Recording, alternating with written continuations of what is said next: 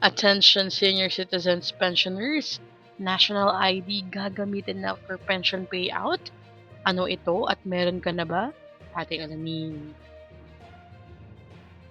Magandang araw po sa ating manonood. Welcome po muli dito sa ating channel na Chaz Infos and Updates. Alam niyo po bang simula sa April 1, gagamitin na ng Department of Social Welfare and Development or DSWD ang Philippine Identification System or National ID bilang pangunahing pagkakakilanlan para sa mga benepisyaryo ng social pension for indigent senior citizens. Ayon sa DSWD, hinihikayat ang mga senior citizen na hindi pa nakakapagparehistro sa National ID na magtungo sa pinakamalapit na tanggapan ng PSA upang makapagparehistro.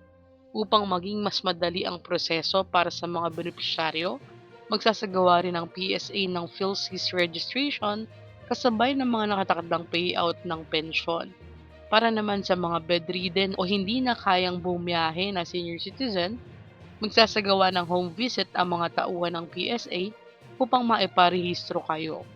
Sa ilalim ng SOCPEN program, tumatanggap ng buwanang tulong na 1,000 pesos ang mga mahihirap na Filipinong edad, 60 years old pataas, na may karamdaman. Mahina na ang kalusugan o may kapansanan at walang regular na pagkakakitaan, pensyon o suportang pinansyal mula sa family.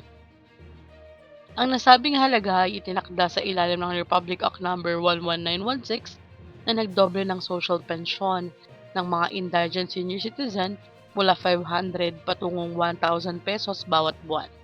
Naging ganap ang batas noong July 2022 at tuluyang ipinatupad ang dagdag na pensyon noong January 2024. Karaniwang ibinibigay kada 3 buwan ang pensyon sa mga kwalipikadong benepisyaryo.